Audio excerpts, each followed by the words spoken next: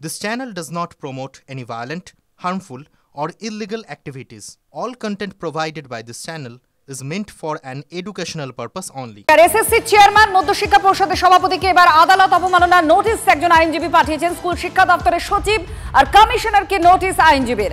Supreme কোর্টের নির্দেশ সত্ত্বেও টাকা ফেরতের প্রক্রিয়া শুরু হয়নি, ওয়েমার প্রকাশ করা হয়নি, ইচ্ছাকৃতভাবে আদালত অবমাননা করা হয়েছে এই অভিযোগ তুলেই নোটিশ পাঠিয়েছেন আইনজীবী।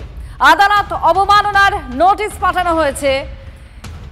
এই মুহূর্তের খবর যে এসএসসি চেয়ারম্যান আর মধ্যশিক্ষা পরিষদের সভাপতিকে আদালত অবমাননার নোটিশ পাঠানো হয়েছে। সুপ্রিম কোর্টের নির্দেশ মতো কাজ করেনি এসএসসি মধ্যশিক্ষা পরিষদ, তাই নোটিশ পাঠানো হয়েছে। এক আইনজীবী নোটিশ পাঠিয়েছেন। শ্রাবন্তী আমাদের প্রতিনিধি আরো জানাচ্ছেন। শ্রাবন্তী, আদালত অবমাননার কথা বলেই নোটিশ পাঠানো হয়েছে, ঠিক কি বলা হয়েছে? যিনি নোটিশ পাঠিয়েছেন কি বলছেন? দেখো, স্কুল শিক্ষা দপ্তরের সচিব, স্কুল শিক্ষা দপ্তরের কমিশনার প্রত্যেকে নোটিশ পাঠানো হয়েছে, আইনজীবী পাঠিয়েছেন। তার কারণ সুপ্রিম কোর্টের নির্দেশকে ইচ্ছাকৃতভাবে অবমাননা করা হয়েছে, যেখানে সুপ্রিম কোর্টের নির্দেশ রয়েছে যে কিভাবে এই নোটিফিকেশন বের করতে হবে এবং কিভাবে নিয়োগ প্রক্রিয়ার সময় কারা যোগ্য কারা অযোগ্য ইত্যাদি তালিকা তুলে ধরতে হবে। একই সঙ্গে টাকা ফেরতের প্রক্রিয়া শুরু হয়নি, ওয়েমার প্রকাশও করা হয়নি। যোগ্যদের পাশাপাশি অযোগ্যদেরও নিয়োগ প্রক্রিয়া যে সুযোগ করে দেওয়া হচ্ছে সেটা ইচ্ছাকৃত অবমাননা, এই হিসেবেই এদেরকে নোটিশ পাঠানো হয়েছে। অনেক ধন্যবাদ শ্রাবন্তী, আমাদের প্রতিনিধি জানালেন যে ঠিক কি প্রেক্ষিতে এই নোটিশ পাঠানো হয়েছে। আদালত অবমাননার নোটিশ পাঠিয়েছেন এক আইনজীবী।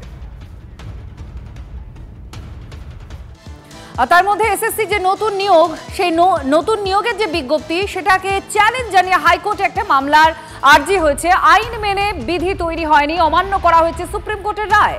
এই অভিযোগ করে হাইকোর্টে মামলার আর্জি, মামলা দায়েরের অনুমতিও দেওয়া হয়েছে 5ই জুন, সেই মামলার শুনানি রয়েছে। আরও এক জট এসএসসির নিয়োগের যে বিজ্ঞপ্তি, সেই নিয়োগ বিজ্ঞপ্তিকে চ্যালেঞ্জ জানিয়ে হাইকোর্টে মামলা রুজু করার একটা আর্জি জানানো হয়।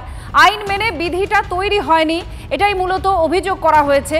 আর এই মামলার দায়েরের অনুমতি দেওয়া হয়েছে 5ই জুন, তার শুনানি রয়েছে।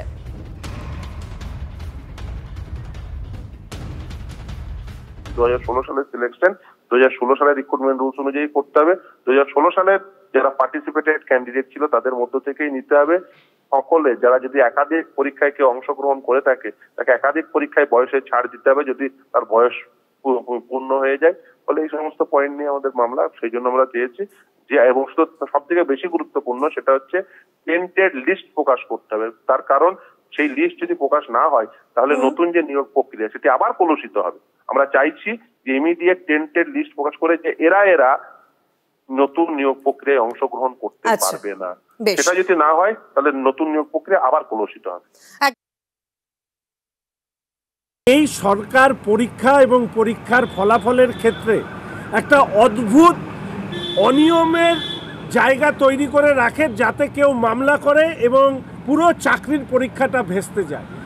এই পরিকল্পনাটা তৃণমূল কংগ্রেসের রাজনৈতিক পরিকল্পনা। রাজ্যের সরকারের বর্তমান অর্থনৈতিক পরিস্থিতিতে আর নতুন করে সরকারি চাকরিতে অন্তর্ভুক্ত করা মানে তাদের মাইনে ইত্যাদি দেওয়া সম্ভব নয়।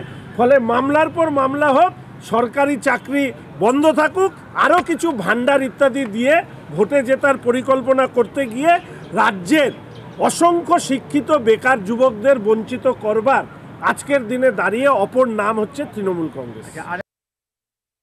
এই ব্যাপারে যা বলবার মাননীয় মুখ্যমন্ত্রী বলেছেন, তার প্রেস কনফারেন্সে যেটা রয়েছে সেটাই আমাদের বক্তব্য।